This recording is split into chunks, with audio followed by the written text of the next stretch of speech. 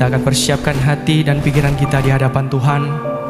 Kita akan mendengarkan firman Tuhan. Tapi sebelum itu kita mau angkat satu nyanyian.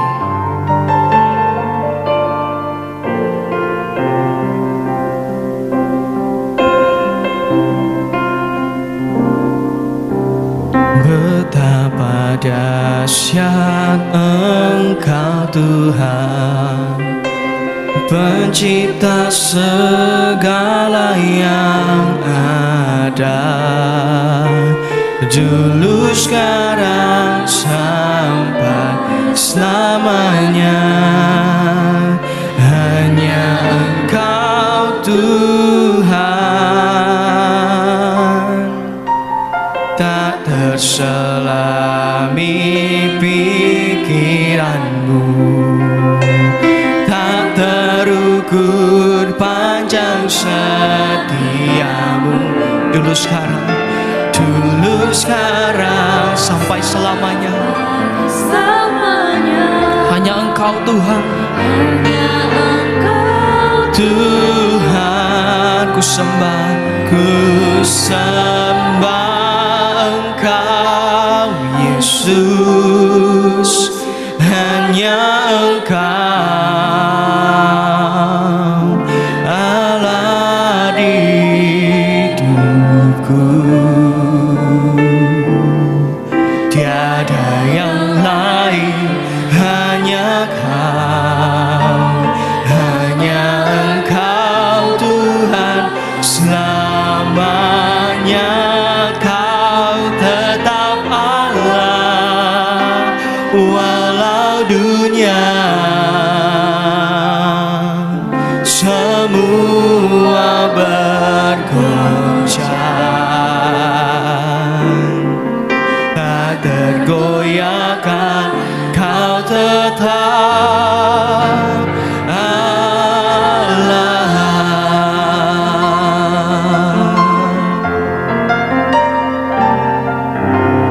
Betapa dahsyat Engkau Tuhan, Kau pencipta segala yang ada,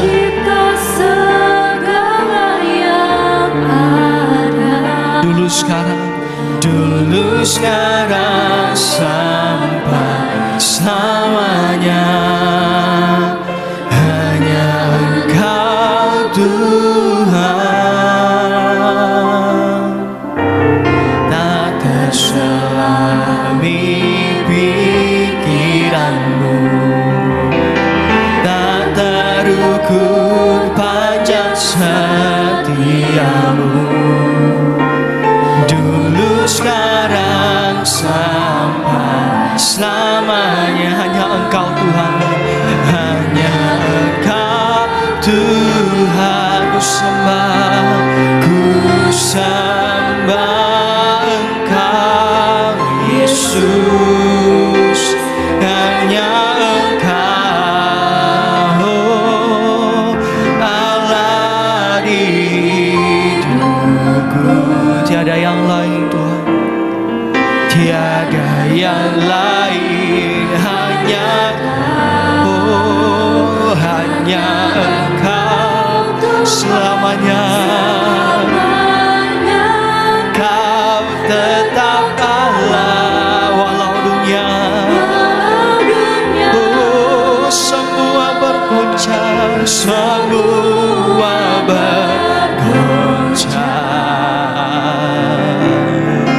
tak tergoyahkan. Kau tetap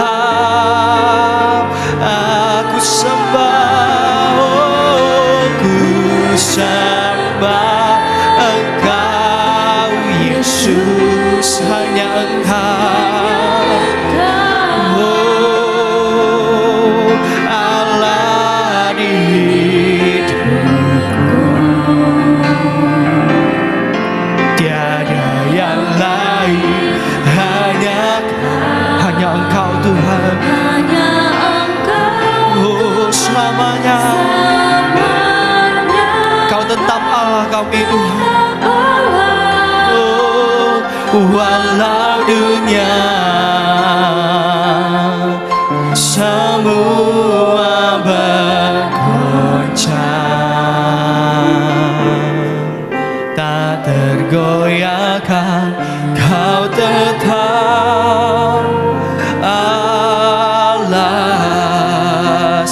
katakan pujian dari Allah. Betapa dahsyatnya Engkau Tuhan. Betapa dahsyat Engkau Tuhan, pencipta segala yang ada, pencipta segala yang ada. Dulu sekarang sampai selamanya. Hanya Engkau Tuhan, tak terselami pikiranmu, tak terukur panjang setiamu Tuhan, panjang setia. Amin. Dulu sekarang sampai selamanya. Hanya Engkau Tuhan. Ku sembah Engkau Yesus, hanya Engkau Allah di hidupku. Tiada yang lain, hanya Engkau Tuhan. Selamanya Kau tetap Allah, walau dunia semua bergoncang, tak tergoyahkan. Kau tetap Allah. Ku sembah Engkau Yesus, hanya Engkau Tuhan. Hanya Engkau satu-satunya Allah di hidup kami. Oh, terima kasih Tuhan. Tiada yang lain, hanya Engkau Tuhan. Hanya Engkau Tuhan. Selamanya Kau tetap Allah, walau dunia semua bergoncang,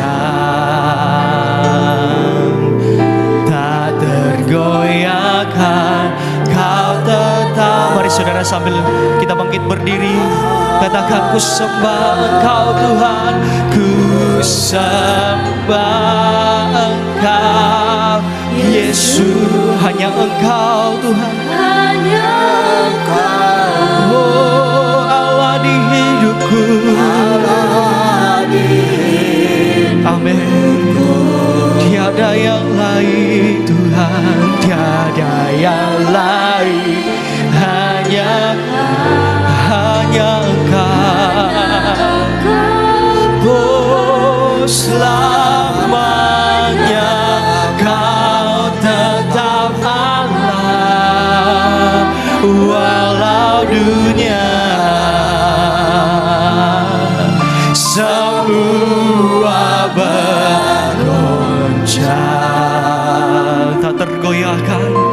tak tergoyahkan. Kau tetap Allah, Kau tetap Allah, Kau tetap Allah. Terima kasih Tuhan, kami tetap mengakui Engkau sebagai Allah kami, Allah di dalam Tuhan Yesus Kristus, Allah yang maha kasih, maha baik, maha murah bagi kami. Walaupun dunia bergoncang, kasih Allah tidak pernah berubah. Kami percaya dan kami menerima kasih yang tidak berubah ini untuk kami lebih sungguh-sungguh di akhir zaman, di mana Tuhan semakin dekat. Kami akan lebih maju daripada yang lalu. Tidak mundur kami Tuhan, tapi kami langsungkan hidup kami sampai kepada sempurna bersama dengan Engkau. Terima kasih, berfirmanlah kepada kami, biarlah kami membuka hati kami lewat kuasa Roh Kudus yang mengerjakan hidup ini. Terima kasih Tuhan. Dalam nama Tuhan Yesus Kristus kami menikmati firman Tuhan dan siapkan hati kami mendengarnya. Amin. Bersama istri saya sampaikan salam. Tuhan Yesus memberkati kita sekalian. Mari hari ini kita akan mendengarkan bagaimana Tuhan Yesus itu datang sebagai Raja di atas segala raja. Dia datang sebagai Raja segala raja. Wahyu 19, kita baca ayat 11 sampai ayat 16. Firman Allah. Lalu aku melihat sorga terbuka, sesungguhnya ada seekor kuda putih, dan ia yang menungganginya bernama Yang Setia dan Yang Benar. Ya, itu Tuhan Yesus. Tuhan Yesus itu yang setia dan yang benar. Jadi kalau orang Kristen mau menjadi sama Tuhan, mau menjadi raja-raja, mengikuti Raja Agung itu, Raja Maha Besar, kita mau tidak mau harus jadi orang yang setia dan benar. Ini yang paling dituntut Tuhan, kesetiaan. Ini kualitas hidup rohani. Dipanggil, dipilih, setia. Dipanggil, dipilih tapi tidak setia, gagal. Ya, lanjut dibaca. Ia menghakimi dan berperang dengan adil. Ya. Dan matanya bagaikan nyala api, dan di atas kepalanya terdapat banyak mahkota. Ya. Dan padanya ada tertulis suatu nama yang tidak diketahui seorang pun, Ya. kecuali ia sendiri. Terus. Dan ia memakai jubah yang telah dicelup dalam darah, dan namanya ialah Firman Allah. Namanya Tuhan Yesus itu Firman Allah. Firman Allah itu Yesus. Yesus itu Firman Allah. Allah yang menjadi manusia. Ya, jadi jangan pernah meragukan Yesus Allah menjadi manusia. Dan bukan hanya meragukan, kita juga harus punya sikap hidup seperti tadi yang sama, setia, benar, ya. Terus dibaca lagi. Dan semua pasukan yang di sorga mengikuti dia. Ya. Mereka menunggang kuda putih dan memakai lenan halus yang putih bersih. Ya. Dan dari mulutnya keluarlah sebilah pedang tajam yang akan memukul segala bangsa. Ya. Dan ia akan menggembalakan mereka dengan gada besi. Ya. Dan ia akan memeras anggur dalam kilangan anggur. Ya. Yaitu kegeraman murka Allah yang Maha Kuasa. Ya. Jadi lanjut dibaca. Dan pada jubahnya dan pahanya tertulis suatu nama, yaitu Raja segala raja, dan Tuhan di atas segala Raja Tuhan. segala raja, Tuhan atas segala Tuhan. Sekarang ini banyak Tuhan, huruf kecil T-nya. Ya, tapi hanya ada satu Tuhan atas segala Tuhan itu. Itulah Tuhan Yesus Kristus. Dikatakan ayat 12 tadi, matanya bagaikan nyala api, kepalanya terdapat banyak mahkota. Ya. Dan ayat 16 tadi sekali lagi saya bacakan, Raja segala raja, Tuhan atas segala Tuhan. Kedatangan Tuhan pada kali kedua itu bersama-sama dengan orang kudusnya. Kedatangan yang kedua setelah Antikris dihukum selesai, mengakhiri pemerintahan Antikris. Dalam 2 Tesalonika 2 dikatakan kalau Tuhan datang, dia akan memusnahkan Antikris itu dengan nafas. 2 Tesalonika 2 kita baca ayat 3 sampai ayat 8. Janganlah kamu memberi dirimu disesatkan orang dengan cara yang bagaimanapun juga. Sebab sebelum hari itu haruslah datang dahulu murtad, dan haruslah dinyatakan dahulu manusia durhaka yang harus binasa. Manusia durhaka itu adalah Antikristus. Ya, setan yang berwujud manusia. Kalau Yesus itu Allah yang menjadi manusia. Kalau antikristus itu setan yang mewujudkan dirinya dalam manusia, disebut antikristus. Terus dibaca, yaitu lawan yang meninggikan diri di atas segala yang disebut atau yang disembah sebagai Allah. Ya. Bahkan ia duduk di bait Allah dan mau menyatakan diri sebagai Allah. Duduk di bait Allah dan menyatakan diri sebagai Allah. Sekarang sudah dipersiapkan bangsa Israel ini untuk membangun bait Allah. Setelah banyak bait Allah, ya, maka bait Allah ini yang dibangun, nanti di situ antikristus akan duduk memproklamirkan diri, dialah Tuhan itu, dialah Allah itu. Saudara, jangan disesatkan. Ini zaman akhir.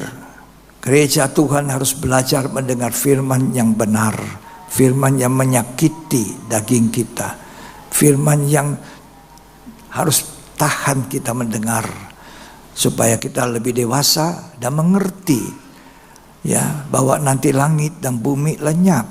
Jangan hanya jadi orang Kristen yang ngejar dunia, sudah cukup kalau diberkati, sudah punya ini, punya itu.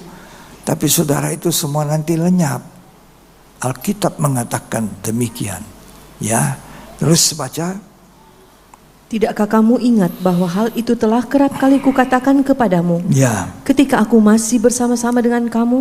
Ya. Dan sekarang kamu tahu apa yang menahan dia, ya, sehingga ia baru akan menyatakan diri pada waktu yang telah ditentukan baginya. Ya. Karena secara rahasia kedurhakaan telah mulai bekerja, ya, tetapi sekarang masih ada yang menahan. Ada yang menahan. Kalau yang menahannya itu telah disingkirkan, ya, pada waktu itulah si pendurhaka baru akan menyatakan dirinya. Itulah gereja, itulah orang percaya yang dipenuhi Roh Kudus. Ketika ini disingkirkan, maka antikris akan menyatakan diri.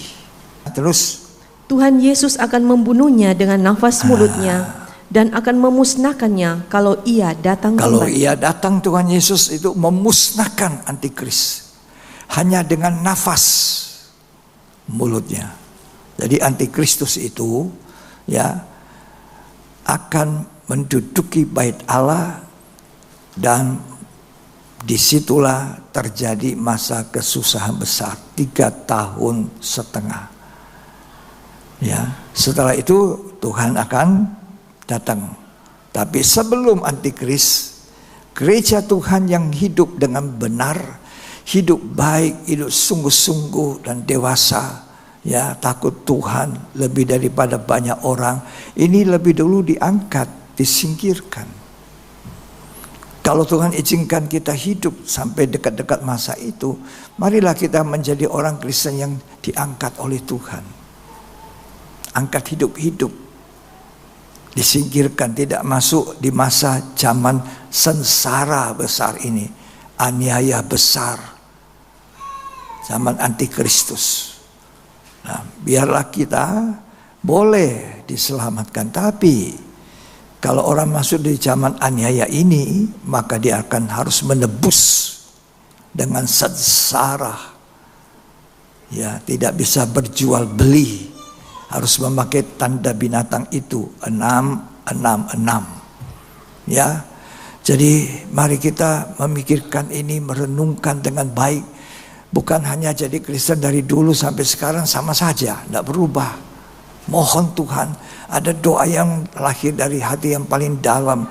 Tuhan, tolong saya, singkapkan mata saya agar aku melihat apa yang sebenarnya Tuhan inginkan dalam hidup saya manusia ini.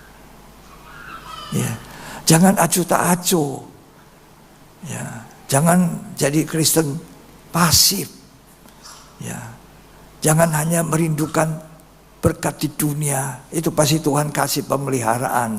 Asalkan kita ngerti, tahu maunya Tuhan apa. Ya, tanda-tanda zaman sudah menyatakan bahwa Yesus segera datang, tidak akan lama.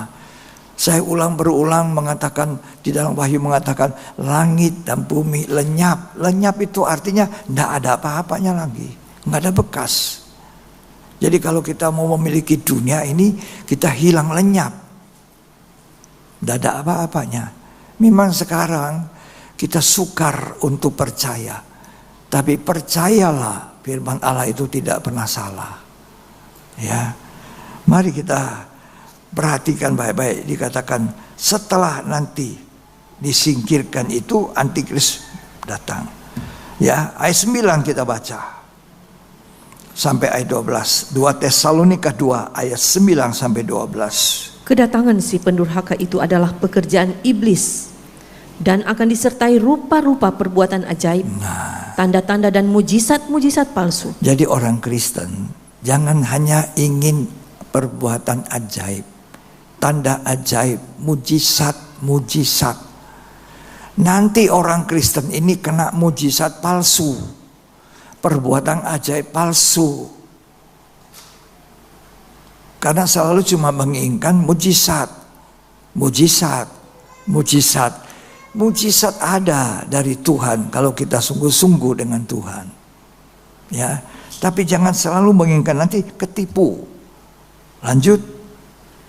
Dengan rupa-rupa tipu daya jahat terhadap orang-orang yang harus binasa. Ya. Karena mereka tidak menerima dan mengasihi kebenaran yang dapat menyelamatkan mereka. Ini yang Tuhan ingin. Mengasihi dan menerima kebenaran. Ya.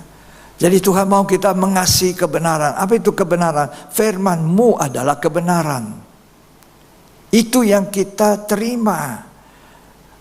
Itu yang kita mau ambil. Nah, baru kita tidak akan masuk ke zaman yang susah ini. Bahkan lebih dari itu, hidup kita, jiwa kita selamat. Selamat. Ini tidak. Kalau tidak selamat, masuk dalam penghukuman kekal neraka yang tidak pernah padam apinya.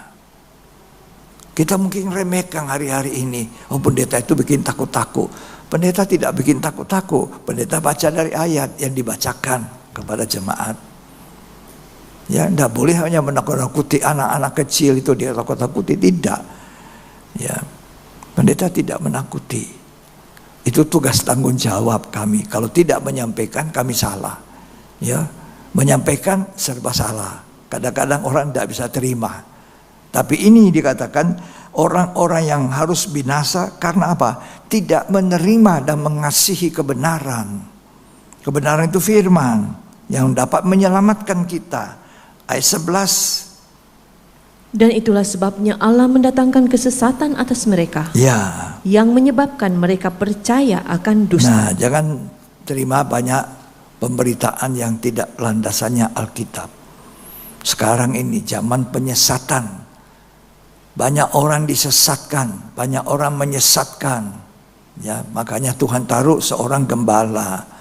Seorang gembala itu harus bisa menegur, harus bisa mengingatkan, ya, harus bisa memberikan bimbingan, menjaga kawanan domba, jangan sampai tersesat. Nabi palsu, guru palsu, pendeta palsu banyak di akhir zaman ini, menyesatkan. Ya.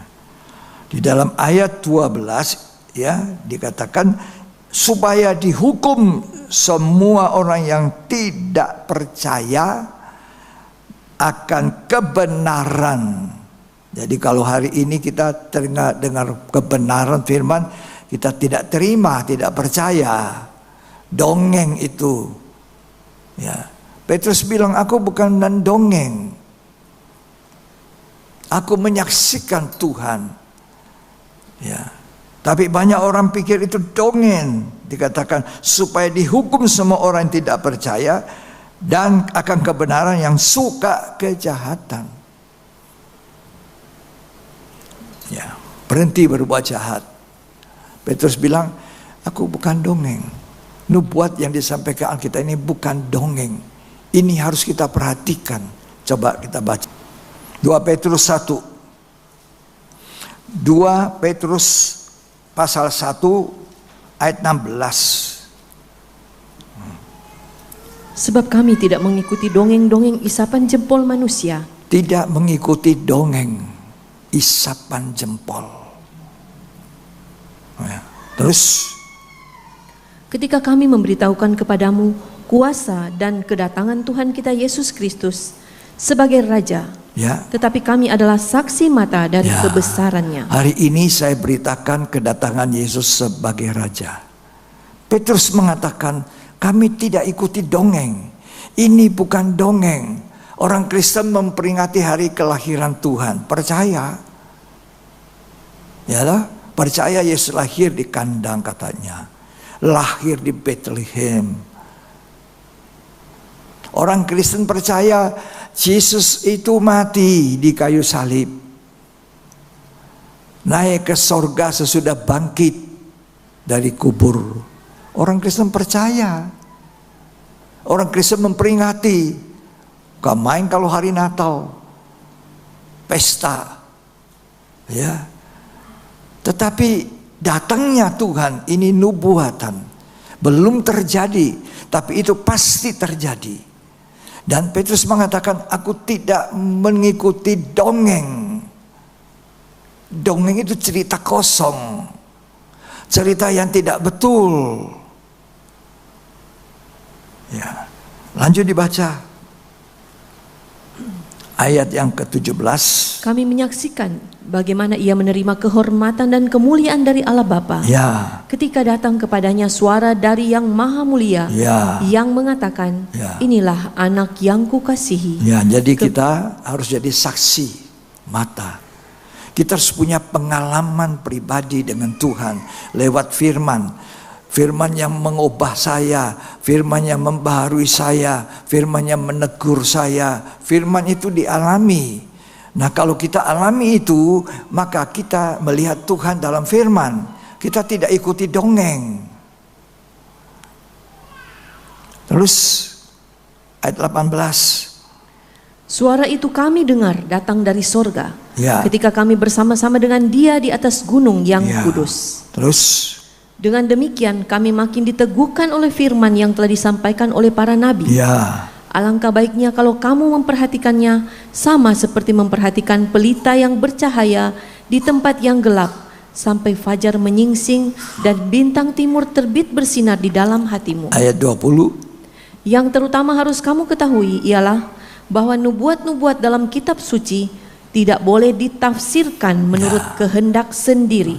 Terus sebab tidak pernah nubuat dihasilkan oleh kehendak manusia, tetapi oleh dorongan Roh Kudus orang-orang berbicara atas nama Allah. Jadi nubuat itu juga tidak boleh tafsir-tafsiran manusia. Mari kita perhatikan firman nubuat. Firman yang dinubuatkan memang belum terjadi, tapi akan terjadi. Percayalah, bahwa itu akan terjadi apa yang difirmankan Tuhan. Nah, apa yang harus dilakukan gereja Tuhan? Menyongsong Tuhan sebagai Raja. Ini perlu sekali kita tahu apa yang harus kita lakukan. Gereja harus dewasa, cepat jadi dewasa. Terlalu banyak orang Kristen kanak-kanak. Gereja harus menjadi dewasa. Kenapa? Karena pada waktu kita dengar hari kenaikan, gereja harus menjadi pengantin, mempelai wanitanya Yesus. Lah bagaimana jadi mempelai kalau anak-anak? Kalau anak-anak tidak bisa menikah, belum akil balik. Aturan pemerintah di Indonesia kalau tidak salah, yang dianggap dewasa itu 21 tahun ke atas. Baru boleh menikah. Lah kalau 7 tahun, 5 tahun, 3 tahun. Terlalu banyak orang Kristen 3 tahun, 4 tahun, 5 tahun, 7 tahun, 8 tahun. Belum akil balik. Belum dewasa. Ini saat kita cepat-cepat menjadi orang Kristen bertumbuh dewasa. Memang banyak kesulitan. Saya sangat mengerti dengan keadaan ekonomi goncang sekarang ini. Tapi janji Tuhan kita ini dipelihara. Asal kita tahu di mana tempatnya kita supaya kita dipelihara Tuhan. Masa untuk makan 3 kali sehari tidak diberi? Masa untuk beli pakaian kita tidak dikasih Tuhan? Asal kita mau sungguh-sungguh dengan Tuhan. Cari pekerjaan surga lebih dahulu. Dan semua kebenaran firman itu terima dengan baik. Maka Tuhan pelihara kita. Tak usah kita minta-minta ngemis-ngemis terus seperti itu. Tidak usah. Ini harus jadi pengalaman hidup. Kalau kita tidak punya pengalaman itu, kita tidak percaya Tuhan, tidak percaya. Jadi kita jadi kanak-kanak terus. Kapan mau menikah? Ya, kerdil rohaninya anak-anak. Tuhan tidak mau menikah dengan anak-anak. Dia tidak akan jadi mempelai wanita. Harus cepat kita tumbuh, ya. Nah, di hukum di Indonesia umur 21 baru dewasa, baru bisa menikah. Ini akil balik. Dalam Galatia sudah bisa baca itu, kalau orang belum akil balik, belum menjadi dewasa. Ya, coba kita baca ya. Saya ingat ini Galatia pasal 4. Jadi menjadi dewasa adalah program kita. Ya, gereja Tuhan harus mendewasakan jemaat Tuhan dengan firman Tuhan yang tidak enteng. Makanan padat, makanan keras, bukan susu, terus susu menyenangkan telinga, ya, menina bobokkan jemaat. Jangan, saya katakan sama Tuhan, saya nggak mau begitu Tuhan. Nanti Tuhan datang, Tuhan menuntut saya. Ya. Galatia pasal 4 ayat 1.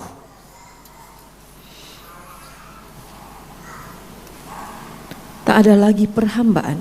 Ya. Yang dimaksud ialah selama seorang ahli waris belum akil balik. Ya. Sedikit pun ia tidak berbeda dengan seorang hamba. Ya. Sungguh pun ia adalah tuan dari segala sesuatu. Ya. Tetapi ia berada di bawah perwalian dan pengawasan sampai pada saat yang telah ditentukan oleh Bapaknya. Masih ada di bawah perwalian. Di dalam perjanjian lama ada raja-raja yang menggantikan ayahnya masih kanak-kanak. Ada yang masih 8 tahun. Tapi itu dia duduki tahta tetapi perwalian. Ada yang mesti menuntun dia. Karena anak-anak kita diinginkan Tuhan jadi dewasa. Ya, jadi mempelai, pengantin yang dewasa. Nah, Kristen anak-anak itu selalu saya lihat, saya perhatikan. Ya, di mana saya bisa perhatikan hidup hari-harinya. Ketika saya bicara, saya bergaul, ketika saya melihat mereka beribadah, sudah saya tahu. Ini Kristen kanak-kanak. Saya menggenjot, mau sungguh-sungguh bagaimana caranya orang ini. Ya. Lalu apa jalannya saya? Doa. Tinggal didoakan. Nanti ada waktunya Tuhan. Ya. Kalau dia mau, aku mau Tuhan. Nah, dia berjuang, dia berdoa, dia mulai baca Alkitab. Ya. Dia mau jadi dewasa, itu akan jadi baik. Tapi kalau tidak, ini. Ya. Lanjut dibaca dulu. Demikian pula kita, selama kita belum akil balik, kita takluk juga kepada roh-roh dunia. Iya. Jadi kalau kita belum akil balik, belum dewasa, roh dunia menaklukkan kita. Banyak orang Kristen jadi Kristen duniawi. Yang dipikirkan, yang dicakapkan hari-hari mengenai duniawi. Nah, karena punya roh dunia, kalau ada pendeta juga, ya duniawi juga, sudah. Yang dijanjikan semua berkat, enak, wah semua. Ya, kadang-kadang itu orang Kristen suka sekali yang seperti itu. Yang tidak suka itu sedikit. Siapa dia? Yang sudah dewasa. Tahu dia, waduh anak-anak ini, terus minta susu, terus minta apa. Coba kalau orang anak sudah 17-18 tahun, 20 tahun. Terus rengek sama mamanya, mami. Kasih susu lagi.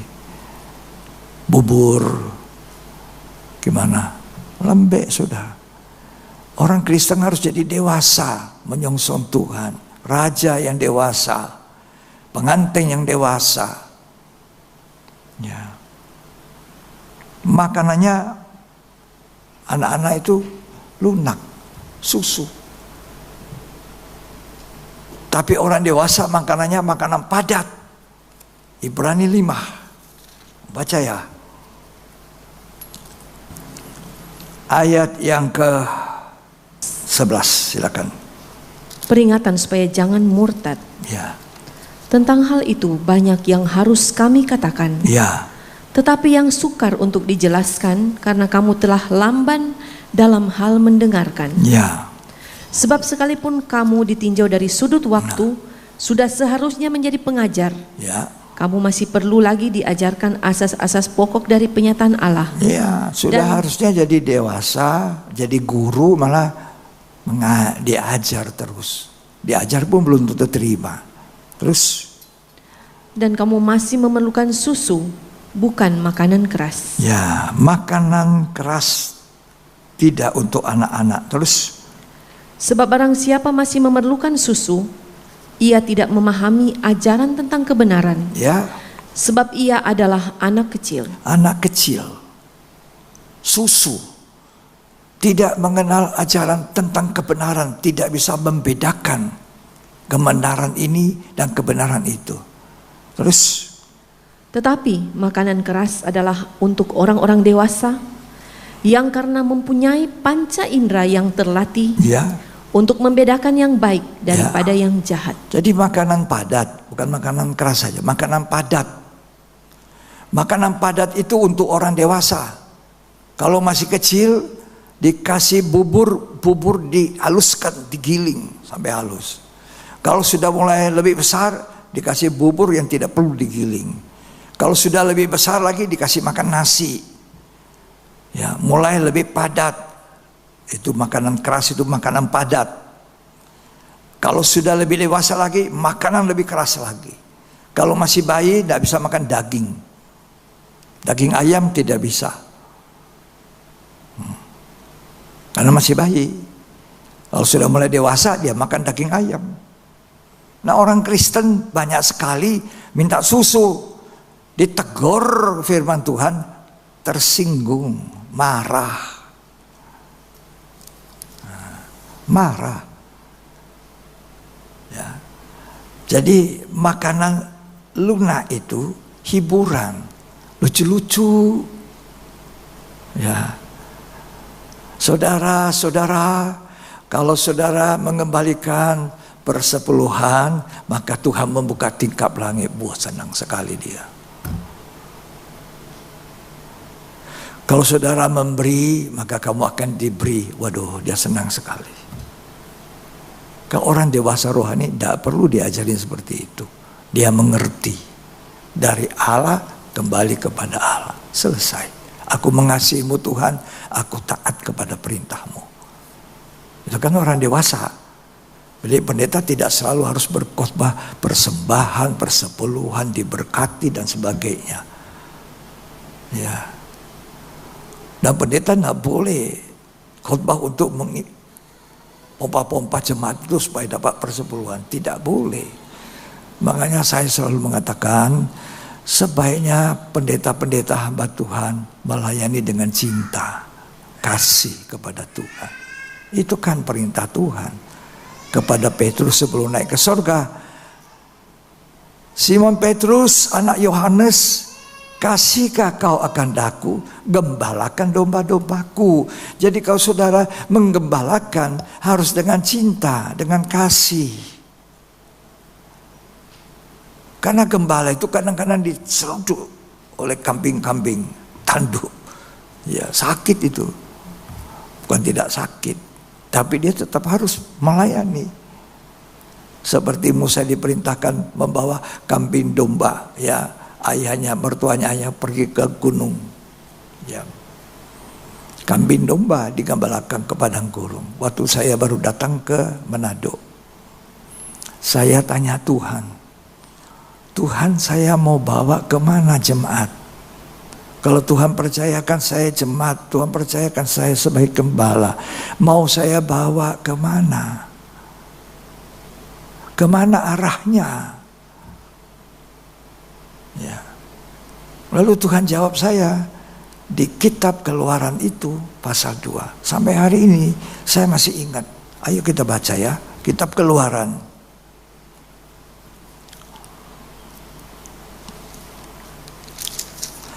Pasal yang ketiga, ayat 1.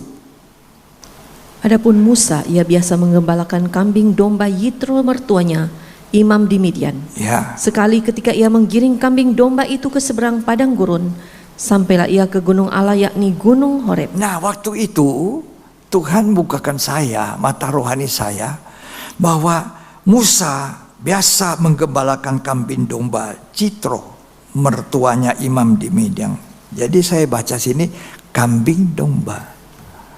Jadi dalam jemaat itu ada kambing, ada domba. Itu nanti Matius 25 kalau Tuhan datang sebagai raja akan memisahkan kambing dan domba. Sekarang tidak, giring itu kambing domba. Nanti Tuhan yang pisahkan, ini kambing, ini domba. Nah, itu pada cerita kedatangan Tuhan sebagai raja pada Matius 25. Jadi waktu itu saya tanya Tuhan di mana? Bagaimana saya menggembalakan? Lalu Tuhan menjawab. Kalau Tuhan jawab itu selalu ada, tertulis. Sama waktu mau pindah ke Manado, jawabannya tertulis. Ya. Mari kita perhatikan.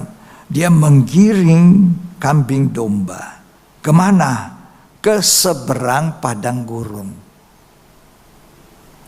Ke seberang padang gurun sampai di gunung Allah, gunung Horeb. Seberang padang gurun, kalau saya baca di Wahyu pasal 12, itu mempelai perempuan yang sudah melahirkan itu diterbangkan ke mana? Ke padang gurun.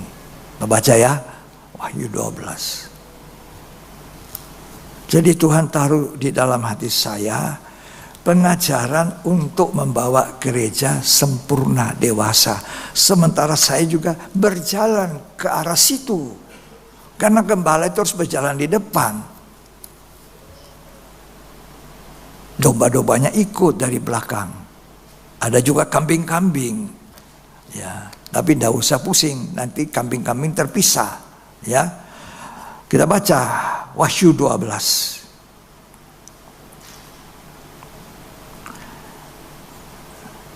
Ayat yang pertama lebih dahulu.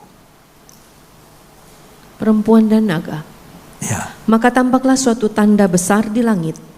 Seorang perempuan berselubungkan matahari, ya, dengan bulan di bawah kakinya, ya, dan sebuah mahkota dari 12 bintang di atas, ya, kepalanya. Ini perempuan sebagian orang menafsirkan sebagai Israel, ya, tapi ada juga yang menafsirkan sebagai gereja Tuhan. Gereja itu artinya saya dan saudara orang percaya, ya. Kemana nanti sesudah dia melahirkan anak? Ayat yang ke-6. Perempuan itu lari ke padang gurun, ya, di mana telah disediakan suatu tempat baginya oleh Allah, ya, supaya ia dipelihara di situ 1260 hari lamanya. Jadi saya membawa gereja, ya, dengan pengajaran firman Tuhan, membawa gereja ke seberang padang gurun. Itu sama dengan Musa membawa kambing domba ke seberang padang gurun. Artinya membawa jemaat supaya jemaat itu tersingkir, terangkat sebelum masa aniaya. Kalau masih hidup. Karena ada orang hidup sampai Tuhan datang, tidak semua mati.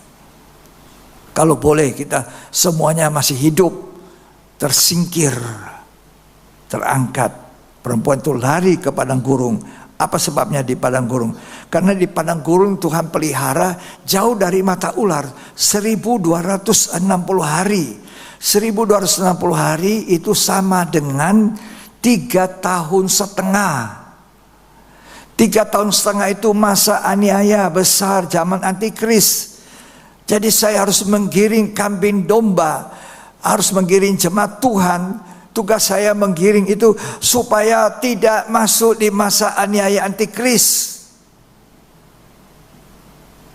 Kita dipelihara, disimpan Tuhan, diangkat, disingkirkan, dipelihara selama 1260 hari. Itu sama dengan 3,5 tahun. Sementara ada banyak orang diinjak-injak oleh antikris, disiksa, tidak makan, tidak bisa minum, tanpa dikasih tanda bilangan binatang 666. Dia harus berjuang, mengorbankan nyawanya, darahnya sendiri, tetap percaya Tuhan, tidak menyangkal. Dan 99% orang menyangkal, tidak tahan siksaan. Kalau hari ini saudara tidak tahan siksaan, melayani, beribadah dengan baik, mempersiapkan diri, saudara tidak tahan pada masa itu. Hari-hari ini saudara menjadi dewasa, ya, 1000. Jadi waktu saya bilang, Tuhan mau bagaimana saya? Ya ini beritanya, bawa itu jemaat ke padang gurun, supaya mereka terangkat. Kau masih hidup, tersingkir ke padang gurun, tidak masuk zaman aniaya antikris. Siksaan berat, ya. Sekarang mesti bayar harga. Jangan firman Tuhan menegur kita tersinggung, karena masih bayi. Dia minum susu terus, 1 tahun, 2 tahun saudara di sini, 3 tahun, 4 tahun, 5 tahun, masih susu terus. Kapan dewasanya? Sedangkan keadaan dunia sekarang ini menunjukkan tanda-tanda akhir zaman segera tiba. Kita mau kemana? Dunia terus, dunia lenyap. Seberapa banyak pun kekayaan kita, tidak ada yang satu pun kita miliki nanti.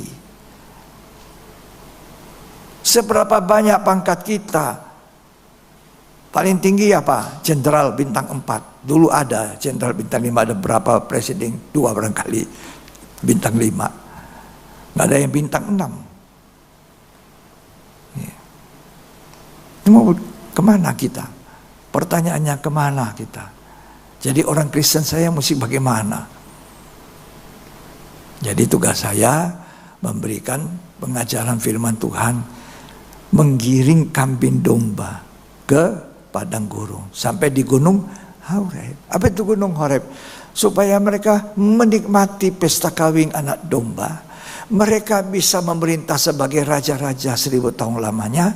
Mereka juga akan menikmati kota Yerusalem baru, kotanya mempelai wanita Tuhan. Itu gunung. Wahyu 21 ayat 1. Langit yang baru dan bumi yang baru. Ya. Lalu aku melihat langit yang baru dan bumi yang baru. Ya. Sebab langit yang pertama dan bumi yang pertama telah berlalu, dan laut pun tidak ada lagi. Ya. Dan aku melihat kota yang kudus, Yerusalem yang baru, turun dari sorga, dari Allah, ya, yang berhias bagaikan pengantin perempuan yang berdandan untuk suaminya. Ya. Lalu aku mendengar suara yang nyaring dari tahta itu berkata, lihatlah, kemah Allah ada di tengah-tengah manusia, dan ia akan diam bersama-sama dengan mereka. Jadi di sini Tuhan suruh saya, padang gurun dulu diangkat, disingkirkan, dipelihara jauh dari mata ular antikris. Tidak masuk zaman itu. Baru nanti masuk Yerusalem baru. Semoga Tuhan tolong kita mengerti ini, membukakan pikiran kita, wawasan rohani kita oleh kuasa Roh Kudus. Supaya kita ngerti, oh kenapa firman Tuhan biasa menegur ulang berulang. Itu tanda gembala itu memperhatikan kami, dan saya berjalan dengan visi itu sampai hari ini, tidak berubah, tidak berubah. Ya, jadi waktu masuk pindah ke Manado, langsung saya tanya Tuhan, pelayanan saya seperti apa Tuhan? Kamu gembalakan kambing domba ke padang gurun sampai Gunung Horeb. Ada tujuannya, ada destinasinya. Gunung Horeb. Jadi Kristen itu punya destinasi. Mana? Dunia? Tidak. Dunia lenyap. Destinasi kita langit dan bumi yang baru. Langit dan bumi yang baru. Yerusalem yang baru, yang turun dari surga. Tidak ada lagi tanda-tanda yang lama. Ke situ kita diajak. Makanya kita harus mulai bertumbuh jadi dewasa. Makan makanan keras tadi dikatakan Ibrani 5, makanan padat. Bukan makanan lembut terus. Bukan mengakali saudara untuk kepentingan saya. Tidak ada itu. Buat apa saya susah-susah meninggalkan pekerjaan saya yang bisa menghasilkan uang. Jadi pelayanan harus didasari cinta, kasih. Seorang ayah mengasihi anaknya akan menegur, akan menghajar anaknya pada waktunya.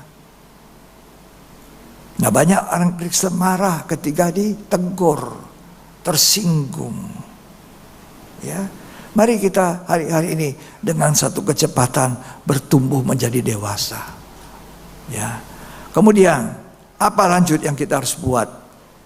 Selain menjadi dewasa, kita harus berjuang masuk melalui pintu yang sempit.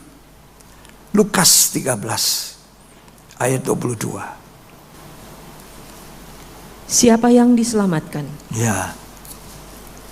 Kemudian Yesus berjalan keliling dari kota ke kota dan dari desa ke desa sambil mengajar dan meneruskan perjalanannya ke Yerusalem. Ya. Dan ada seorang yang berkata kepadanya, Tuhan, sedikit sajakah orang yang diselamatkan? Perhatikan itu ya. Sedikit sajakah orang diselamatkan? Memang sedikit. Banyak dipanggil, sedikit yang dipilih. Tapi lebih sedikit lagi yang setia. Terus jawab Yesus kepada orang-orang di situ, berjuanglah untuk masuk melalui pintu yang sesak itu. Ya. Sebab aku berkata kepadamu, banyak orang akan berusaha untuk masuk, tetapi tidak akan dapat. Berjuang artinya saudara harus satu usaha keras. Pergi ke gereja pun berjuang. Ya toh? Pergi ke gereja berjuang. Kalau orang masih muda cepat bisa. Kalau orang sudah lebih tua berjuang. Ya. Berjuang masuk melalui pintu sesak.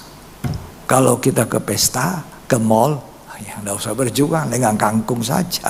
Tapi kalau ke tempat ibadah berjuang. Makanya saya perhatikan, ada orang ibadahnya tidak berkesinambungan. Nanti hadir, nanti tidak hadir. Nanti hadir, tidak hadir. Berapa waktu yang lalu saya tegur satu anak muda, kamu kok opa lihat jarang ya muncul? Ada opa? Oh ya sorry, kalau ada, puji Tuhan. Kenapa saya ngomong begitu sama anak muda? Saya mengasihi.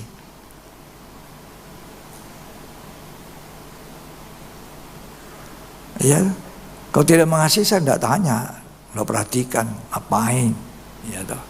Perhatikan pun belum tentu terima kasih opa perhatiannya. Mungkin marah, mungkin jengkel. Ya, itu upahnya seorang gembala. Tapi aku mau jadi gembala yang baik. Bukan gembala upahan. Tidak. Ya. Jadi berjuang masuk pintu yang sempit. Nah, karena pintu yang sempit itu menuju kebahagiaan. Berjuang. Ya. Nah, kemudian Matius 22 ayat 14 tolong dibaca. Sebab banyak yang dipanggil, tetapi sedikit yang dipilih. Kenapa mesti berjuang pintu sesaknya? Karena banyak orang mau berusaha masuk, tidak bisa masuk. Banyak orang dipanggil, sedikit dipilih. Jadi kita ini masuk golongan sedikit atau mau golongan banyak? Golongan banyak itu kanak-kanak. Tidak bisa ditegur, tidak bisa dinasihati, tidak bisa didorong untuk maju, selalu tersinggung. Tak ada usaha berjuang untuk lebih maju. Oleh kemurahan Tuhan, saya sangat bersyukur selalu. Makanya saya kalau ngajak anak-anak, cucu, menantu berdoa, saya suka anak saya, cucu saya yang kecil itu nyanyi. Apa itu ya? Lagu yang suka kamu nyanyikan. Nanti dia bersyukur kepada Tuhan. Tadi perjalanan ke sini, saya telepon saya punya cucu yang umur 11. Dulu dia masih kecil, umur lebih kecil, suka baca Alkitab terbata-bata. Ya masih 7 tahun, dia baca katakanlah kepada. Karena sudah lancar, sudah jadi dilatih sama pembimbingnya, jadi guru sekolah minggu, tapi masih mengawasi. Umur 11. Dia dari kecil suka Alkitab, suka baca Alkitab. Ya, saya bilang, Kenneth, aku lupa itu ya, siapa namanya itu raja yang naik jadi raja umur 8 tahun. Dia bilang itu Raja Yosia. Wow, itu anak bayi dari kecil sampai selesai. Dari 8 tahun sudah jadi raja. Kamu jadi anak bayi, saya selalu katakan dulu, Kenneth, ya, be a good boy, jadi anak yang baik, ya Opa. Jadi saya bilang, di kitab apa itu? Dia tertawa. Kamu lupa toh? Rajanya dari lupa. Saudara sama anak cucu bergaul seperti itu bicaranya. Sekali-sekali masuk secara rohani, bimbing. Bukan hanya bercerita dongeng, cerita segala macam. Mari kita bicara yang baik kepada anak cucu kita agar mereka dewasa, agar mereka ngerti bahwa apa yang dilihat sekarang ini lenyap nanti. Dan Tuhan Yesus akan datang, benar akan datang jadi raja di atas segala raja. Saya tanya dia, kamu dikasih tugas apa sama guru sekolah minggu yang lebih dewasa? Dia bilang, Opa saya disuruh mengawasi anak-anak sekolah minggu. Kalau nakal, kalau lari, kalau apa. Oke. Kalau ada nakal-nakal, kena marah ya. Oh, tidak boleh Opa. Tidak boleh. Jadi kamu apain? Jadi tegur baik-baik, dibujuk. Tidak dimarah-marahin, dari pukul. Oke, good. Ya, masih umur 11. Nanti Oktober tanggal 8 baru 12 tahun. Dia kecil belajar. Ya. Tuhan tolong kita semua. Jadi berjuang, ya. Banyak yang dipanggil, sedikit yang dipilih. Kalau kita baca ayat sebelumnya itu tentang perjamuan kawin. Tolong dibaca dulu. Ya, Matius 22 ini. Ayat 2. Hal kerajaan sorga seumpama seorang raja yang mengadakan perjamuan kawin untuk anaknya. Ya. Terus? Ia menyuruh hamba-hambanya memanggil orang-orang yang telah diundang ke perjamuan kawin itu. Ya. Tetapi orang-orang itu tidak mau datang. Ya. Terus? Ia menyuruh pula hamba-hamba lain pesannya. Katakanlah kepada orang-orang yang diundang itu, sesungguhnya hidangan telah kusediakan, lembu-lembu jantan dan ternak piaraanku telah disembelih. Ya. Semuanya telah tersedia. Datanglah ke perjamuan kawin ini. Ya. Tetapi orang-orang yang diundang itu tidak mengindahkannya. Ada yang pergi ke ladangnya, ada yang pergi mengurus usahanya, dan yang lain menangkap hamba-hambanya itu, menyiksanya dan membunuhnya. Itu keadaan sekarang. Diundang, datang, ibadah ada, ibadah doa ada, ibadah pendalam Alkitab ada, ibadah hari Minggu ada. Tapi orang berdalih-dalih. Aku baru terima jabatan. Aku mau urus dulu ini usaha. Aku baru membeli mobil baru. Aku mau test drive. Ya, aku ini baru kawin. Masih menikmati honeymoon. Aduh, banyak alasan. Aku lihat orang yang hari Kamis datang kenaikan, tidak datang Minggu. Dia merasa cukup kenaikan. Padahal beritanya lain. Saya bersyukur tadi saya bilang dari awal saya bertobat sampai hari ini. Ketika saya masih digembalakan, gembala saya bilang apa? Itu John Joseph kalau tidak hadir di gereja sudah sakit dia di tempat tidur. Baru dia tidak muncul di ibadah. Syukur selama saya beribadah di dalam penggembalaan sampai melayani, jarang saya terbaring di tempat tidur tidak bisa bangun.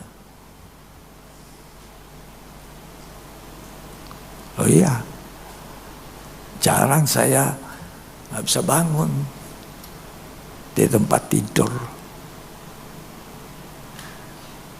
Ini saya dorong saudara. Di setiap ibadah ada firman. Di setiap ibadah kita datang memuji Tuhan, menyembah, menyanyikan nyanyian pujian. Dan itulah yang kita lakukan di sorga nanti. Tidak ada khotbah lagi. Tidak ada pemberitaan firman Tuhan. Bosan sekali lewat 1 jam ini. Pendeta masih ngomong terus. Tidak ada lagi di sana. Itu firman sudah kelihatan. Yesus itu firman yang hidup. Kita lihat face to face, muka dengan muka. Mataku melihat dia, memuji dia, menyembah dia, menyanyikan nyanyian pujian haleluya. Jadi kesehatan, tidak sampai berbaring, tidak bisa ibadah, itu kemurahan Tuhan loh. Berkat, bukannya kantong. Sehat, banyak dapat uang, kantongnya banyak, tapi sakit terus, bawa ke dokter gimana?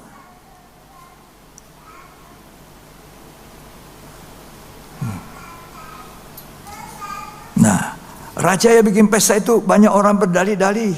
Dah mau ini, dah mau itu, begini. Nah, raja itu marah. Undang semua orang di jalan-jalan, di mana-mana, undang. Suruh datang. Orang jahat boleh, orang baik juga boleh. Tapi masuk di pesta ada syarat. Harus pakaian pesta. Apakah itu pakaian pesta? Tadi kita sudah baca di Wahyu semua. Pakaian kebenaran, pakaian suci, lenan halus, perbuatan benar orang suci. Nah ini kekristenan. Pakaian lenan itu, pakaian pesta. Kalau orang Kristen tidak berbuat benar, tidak berbuat kekudusan, dia tidak berpakaian lenan. Nanti dikatakan dalam pesta itu, kamu bisa masuk dari sini, kemurahan Tuhan ya. Karena orang yang diundang itu banyak dalih-dalihnya, tidak mau datang. Orang Yahudi, orang Israel tidak mau. Maka Tuhan lari ke bangsa kafir kita ini. Kita harus sadar bahwa kita sebenarnya bangsa kafir. Bangsa yang sebenarnya tidak dijanjikan selamat, tapi dapat kemurahan. Jadi boleh panggil semua di lorong-lorong, bawa masuk. Setelah masuk kita harus berubah, mempunyai pakaian pesta. Dan ada satu di antaranya tidak pakaian pesta. Usir keluar. Orang yang tidak pakai pesta ini usir. Baca saudara ini. Kita baca ya, baca itu. Ayat yang ke-10 dulu. Maka pergilah hamba-hamba itu dan mereka mengumpulkan semua orang yang dijumpainya di jalan-jalan, orang-orang jahat dan orang-orang baik, sehingga penuhlah ruangan perjamuan kawin itu dengan tamu. Ketika raja itu masuk untuk bertemu dengan tamu-tamu itu, Ia melihat seorang yang tidak berpakaian pesta. Ya.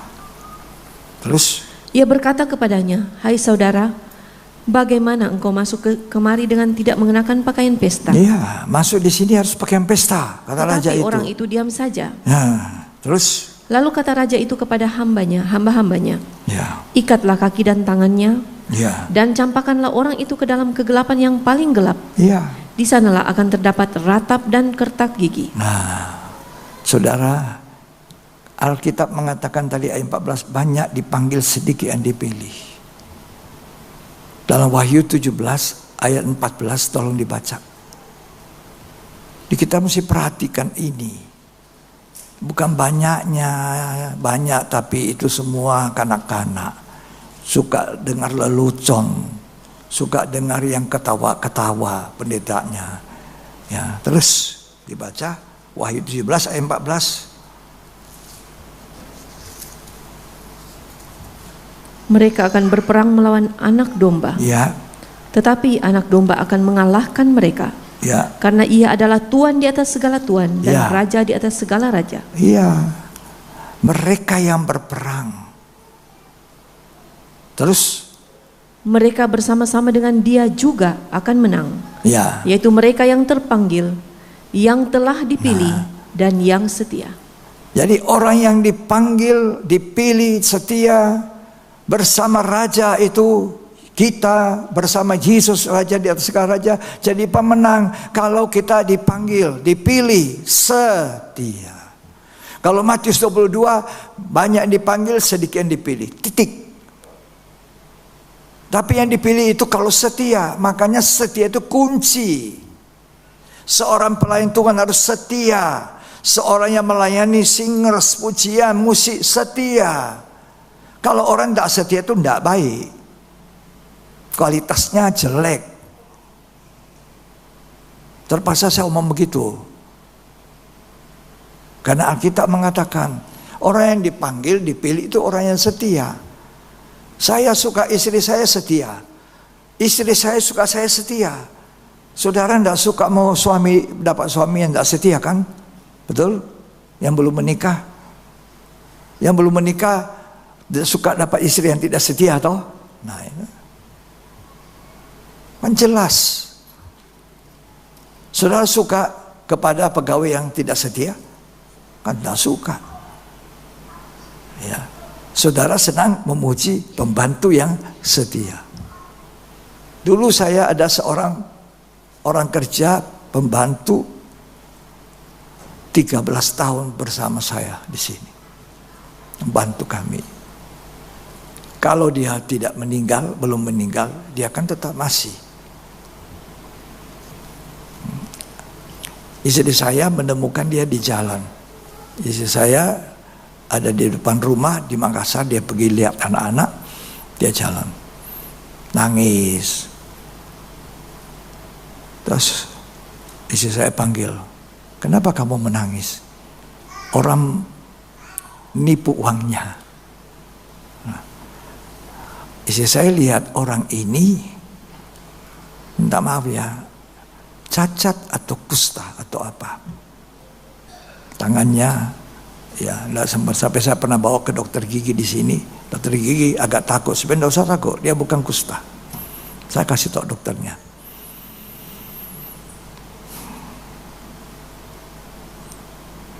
Jadi kami bawa ke Manado. Anak-anak bilang tidak usah, kami yang sekolah di Makassar tidak usah bawa ke Manado. Di awal-awal dia susah dikendalikan. Iya.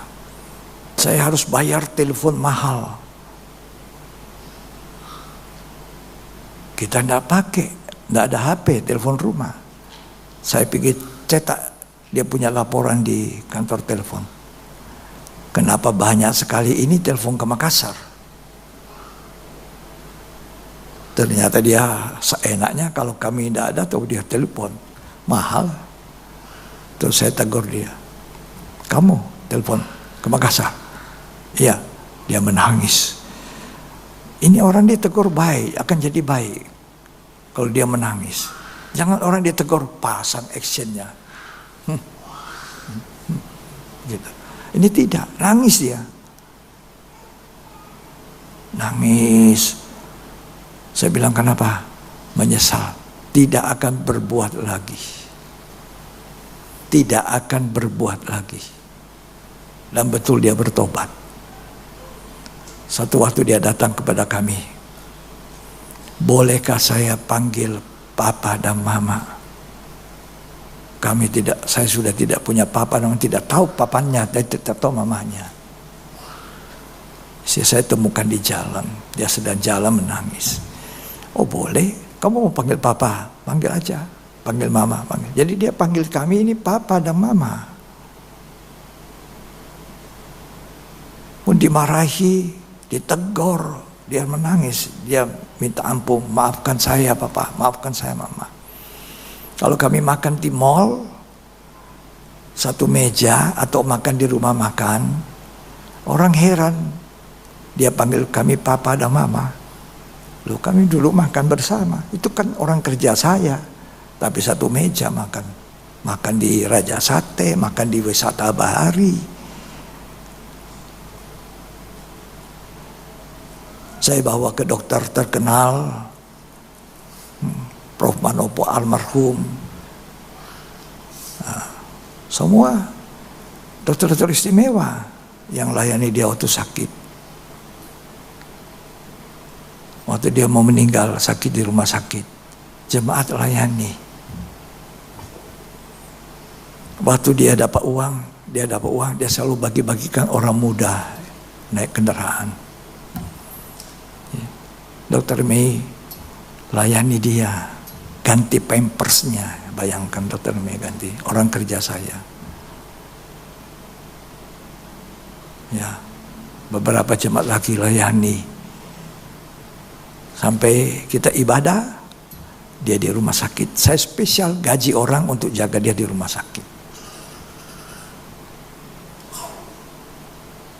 Jadi orang yang saya suruh jaga, orang Kristen yang berrohani juga. Kalau enggak bahaya. Sakitnya membuat dia tidak bisa melihat lagi. Dia tidak bisa baca Alkitab. Ketika dia masih di rumah, suka baca Alkitab. Kalau sudah selesai kerjanya. Mau ditegur, mau diapain, dia tetap setia. Dia dalam keadaan sakit berat. Saya sempat jalan-jalan bersama istri dan anak pergi Singapura. Pulang dari Singapura, saya kaget pintu sudah terbuka. Pagar di luar terbuka, orang gampang masuk. Semua udah dikunci lagi. Kita masuk kaget, mana Ribka ini? Ternyata dia tergeletak di bawah meja makan. Sudah tidak kuat. Begitu setianya dia. Dia tahu hari itu saya pulang dengan istri. Dia sudah buka pintu semua. Supaya kalau dia terbaring tidak kuat lagi bangun. Pintu sudah terbuka. Dia bisa berpikir seperti itu. Ini orang yang diubah oleh Tuhan. Walaupun orang meremehkan, modelnya kayak begitu, ya, orang kecil hitam, bengkak sini bengkak sana, sampai saya tidak lupa itu dokter gigi bilang, saya bilang silakan periksa dia tidak sakit kusta. Ya bayangkan, dia meninggal kami ibadah, dia meninggal di rumah sakit Teling itu. Dalam apa? Kok mahasiswa di sana saksi sama saya.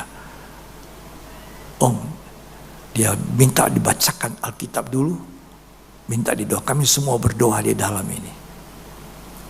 Baru dia mengembuskan nafas. Dia pergi ke sorga. Sebelum dia mau meninggal, dia sakit berat. Dia sempat bilang, saya mau pulang ke kampung. Karena menurut adatnya dia, mau mati di kampung. Saya bilang, kamu mati di mana saja, yang penting kamu masuk surga. Mau mati di kampung, tapi tidak masuk surga. Dia hidup dengan imannya. Dia suka memberi. Kalah itu orang. Kalau korban, dia memberi.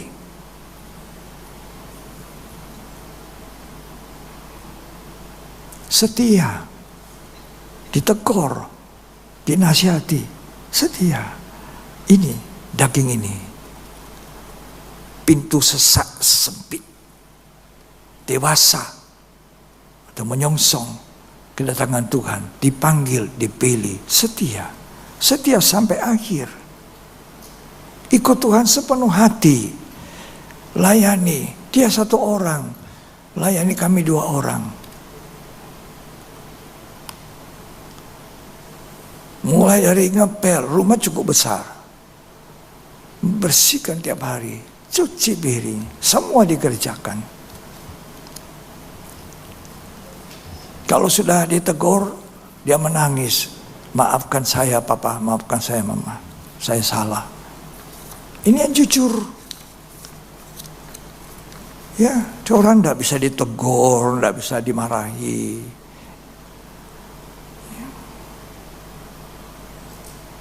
Ya, inilah orang yang setia. Sampai ketika dia meninggal, putra saya datang dari Jakarta, datang hanya untuk menghadiri. Dia dikuburkan. Ini pembantu saya, orang kerja saya, yang kemudian minta boleh memanggil papa dan mama. Saudara semua ini adalah anak-anak saya. Yang seumuran saya, saudara saya. Yang lebih muda, cucu saya. Ya, masa anak sendiri, cucu sendiri tidak diajar baik-baik. Ya, jadi jangan tersinggung kalau saya tegur. Kalau ada anak cita-cita tinggi, ya saya kasih tahu yang benarnya begini, harusnya begini.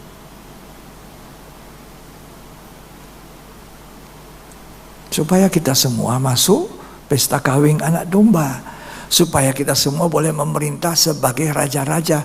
Bersama raja itu dia kerajaan 1000 tahun damai. Supaya nanti kita masuk Yerusalem baru. Menikmati langit dan bumi yang baru. Tidak ada sakit penyakit. Tidak ada gunung meletus. Nanti ada gunung meletus, gempa terjadi tidak ada seperti terjadi sebelumnya. Gempa-gempa ini kecil semua. Nanti gempa yang dahsyat melenyapkan semua pulau-pulau. Sudah tidak percaya. Itu ada di Wahyu. Apa yang Wahyu Tuhan katakan itu benar. Kita perhatikan baik-baik. Ya. Coba itu anak di pinggir jalan didapat, istri saya dapat di pinggir jalan. Lalu nangis, cacat lagi, tidak sempurna, fisiknya tidak sempurna. Kok bisa masuk surga? Senangnya dia. Dan yang bersaksi itu mahasiswa yang ada menjaga orang tuanya di rumah sakit Teling itu. Saya bersaksi, saya melihat dia pulang ke surga dengan doa penuh penyerahan. Ketika dia mau meninggal itu, dengar baik-baik. Ada satu rebutan antara maut dan hidup. Penjaganya itu bilang begini, Om, dia mau lari keluar. Dia bilang, ada orang panggil-panggil saya di luar. Ada orang panggil-panggil. Di jalan di Teling itu ada orang panggil-panggil. Terus saya bilang, jangan, doa, sembahyang. Oh, dia sembahyang. Jadi kalau orang menghadapi maut, itu ada 2 tawaran. Dipanggil-panggil. Kalau kau tidak sungguh-sungguh, kayaknya jadilah orang yang sungguh-sungguh. Dewasa, rohaninya mantap. Semua mau masuk surga. Saya tanya, mau masuk surga? Siapa tidak mau masuk surga sini? Coba angkat tangan. Semua mau masuk surga. Yang mau masuk surga angkat tangan. Tolong. Semua mau. Marilah kita sungguh-sungguh. Ini orang dapat kemurahan. Ditemukan di jalan. Dia meninggal selamat. Dilayani dokter Mei, dilayani jemaat. Ibu Fat kalau tidak salah juga melayani. Coba bayangkan. Kalau orang pikir ini cuma pembantu. Tapi kami pergi makan, saya semeja. 3 orang. Orang kaget-kaget panggil papa dan mama. Coba. Bedakan warna kulitnya, Ya. Saya mencintai saudara. Makanya apa yang Tuhan taruh di hati saya, semua saya berikan. Jadilah dewasa. Berjuanglah masuk surga. Masuk pintu yang sesak. Jadilah orang yang setia. Supaya kita dipanggil, dipilih setia. Jangan tidak punya pakaian pesta. Apa itu pakaian pesta? Pakaian lenan putih, halus berkilauan. Waktu Tuhan datang sebagai raja, pakaiannya apa? Menunggang kuda, kuda putih, menunggang pakaian putih. Pakaian putih itu tanda kesucian, tanda hidup benar dan kudus. Itu yang harus kita ada dalam hidup ini akhir zaman. Bukan uang, harta dunia, bukan cuma mau sembuh jasmani. Mari kita sembuh sehat secara rohani.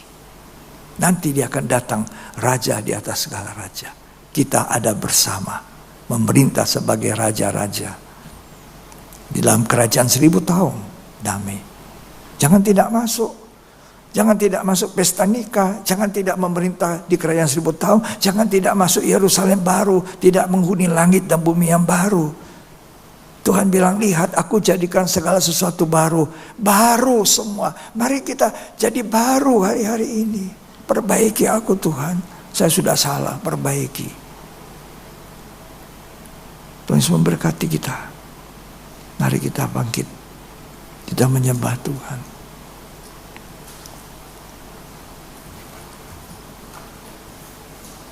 Bangkitlah berdiri, kita menyembah Tuhan. Ya, tak berapi-api. Biar kasih itu tetap membara, menyala di hati. Kasih Tuhan, kasih yang menyelamatkan. Kasihnya dicurahkan di atas kayu salib Golgota. Sepanjang masa jiwaku merindukan kasih itu. Kalau kita ditegur, diajar, terima kasih kepada Tuhan.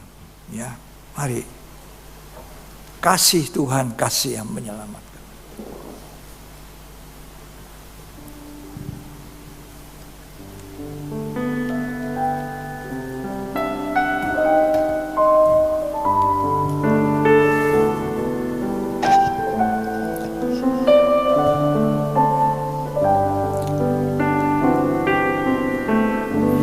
Kasih Tuhan, kasih yang menyelamatkan.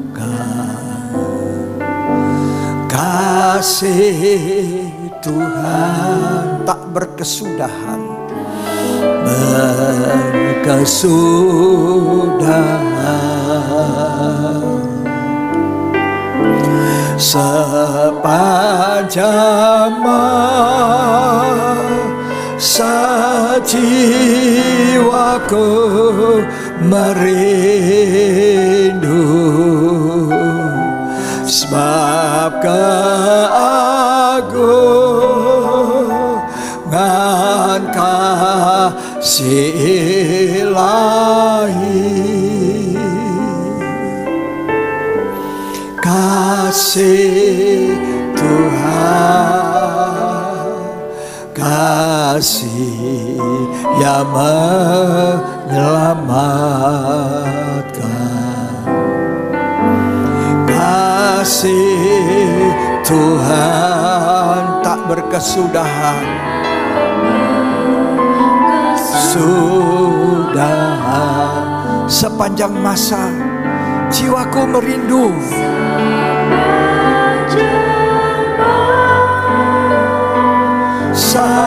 jiwaku merindu,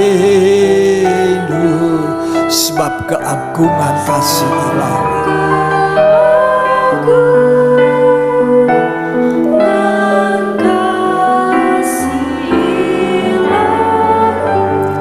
Saudara, Tuhan itu baik. Waktu orang kerja saya ini mau meninggal, dia sudah sakit. Dia mengeluarkan satu kata kepada saya, "Papa, jaga mama baik-baik ya.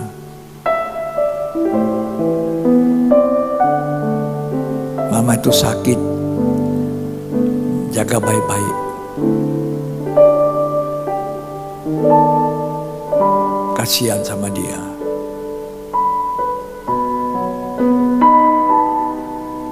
Saya juga minta maaf. Ya, maafkan ya kalau saya selama ini juga keras. Oh tidak Bapak, itu baik.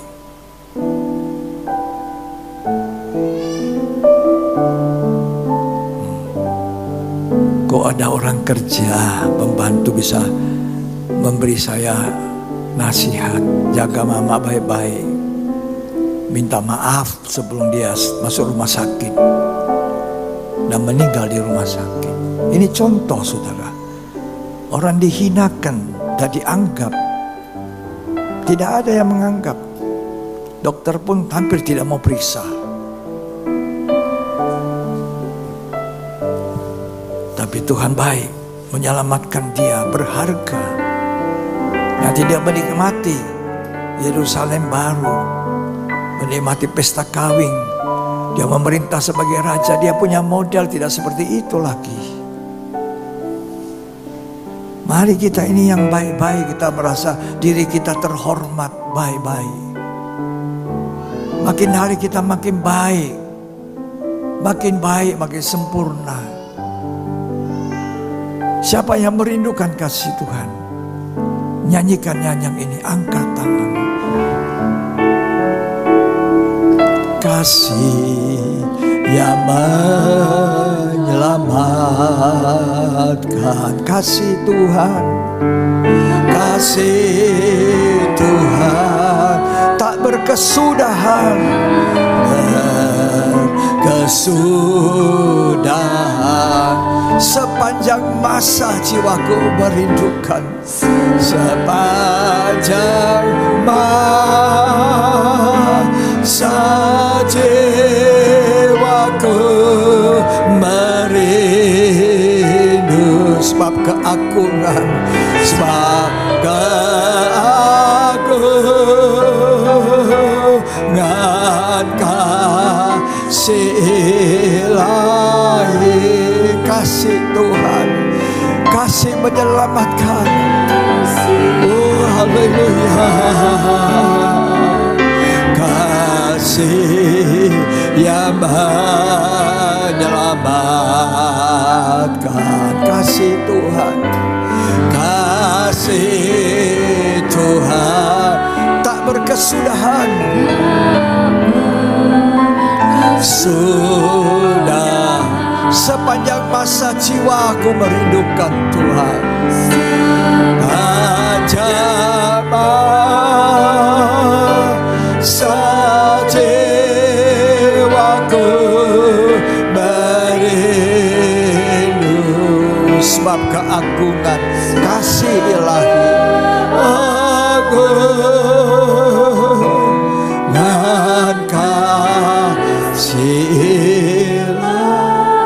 Saudara, ada yang diperlakukan baik untuk membantu pekerjaan Tuhan, dikasih kelimpahan materi, uang, cuma berlangsung 2 tahun tidak setia. Orang saya dari kampung ditemukan di jalan 13 tahun sampai Tuhan panggil. Andai kata Tuhan belum panggil, dia masih ada pada kita. Saudara, banyak yang dipanggil, sedikit yang setia.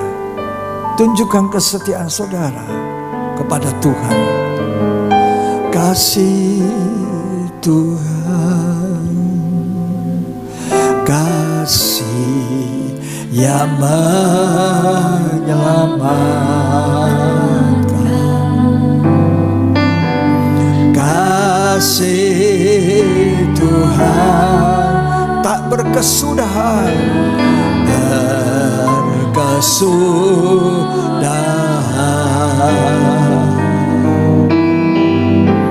Sepanjang masa jiwaku merindu,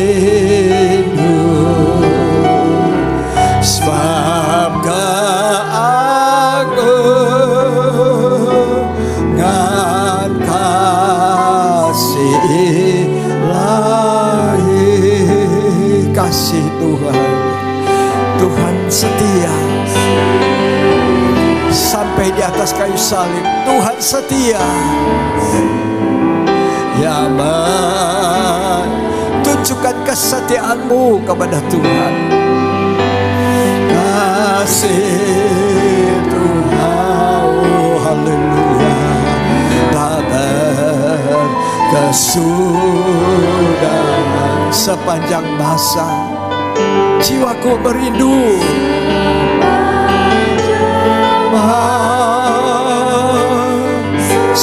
jiwaku merindu.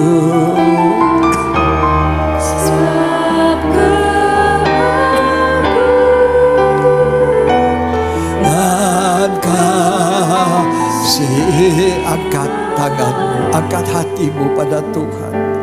Tuhan yang setia. Apa yang Tuhan tuntut dari kita? Kesetiaan. Setia sampai akhir. Dipanggil, dipilih, dan setia. Itu akan memerintah sebagai raja-raja. Akan jadi mempelai wanitanya Tuhan. Tuhan tidak mau istri yang tidak setia. Tuhan tidak mau raja-raja yang bersama dia memerintah, bukan raja yang setia. Setia sampai akhir. Haleluya.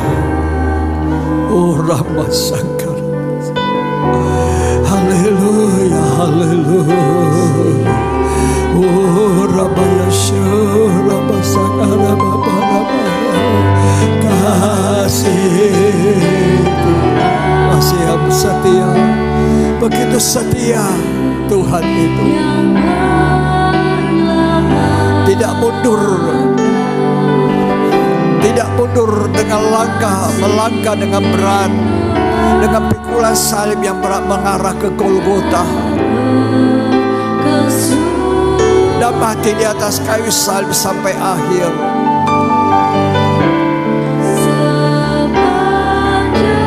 Kita harus setia pada Tuhan.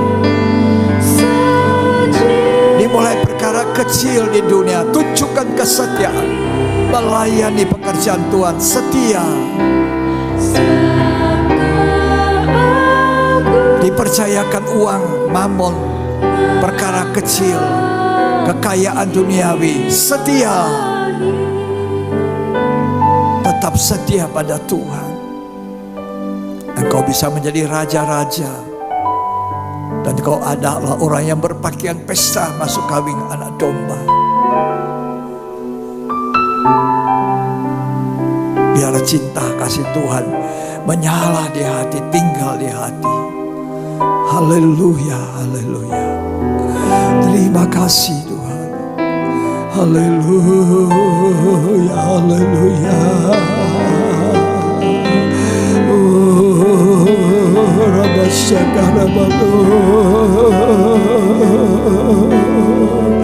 Kami menyembah Engkau Tuhan. Lama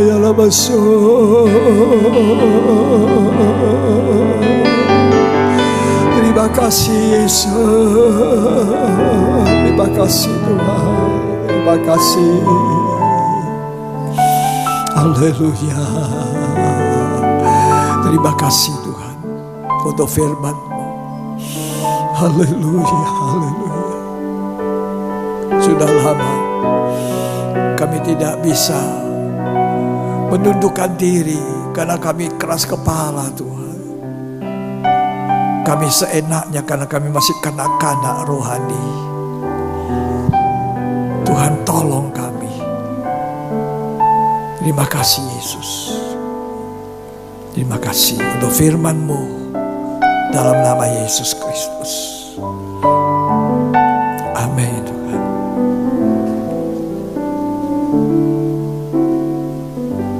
Ya. Mari. Bapa, terima kasih. Kita menaikkan ucapan terima kasih kita. bisa dengar firman.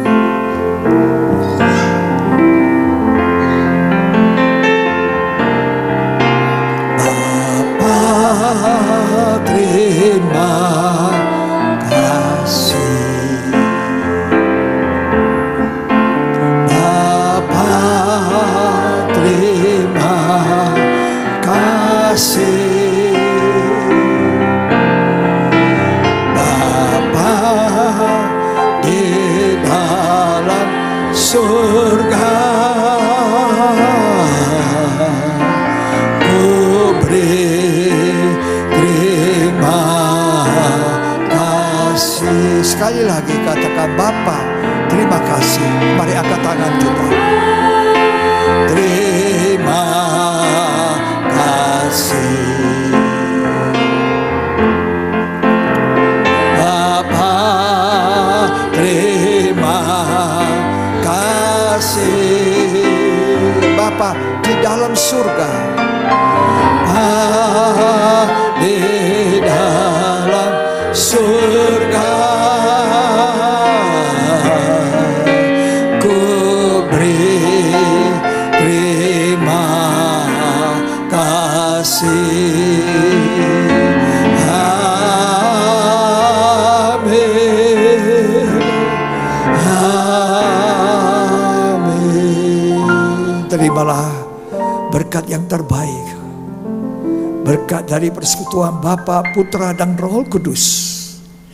Tuhan Yesus Kristus memberkati kita hari ini sampai selamanya, sampai Dia datang kembali.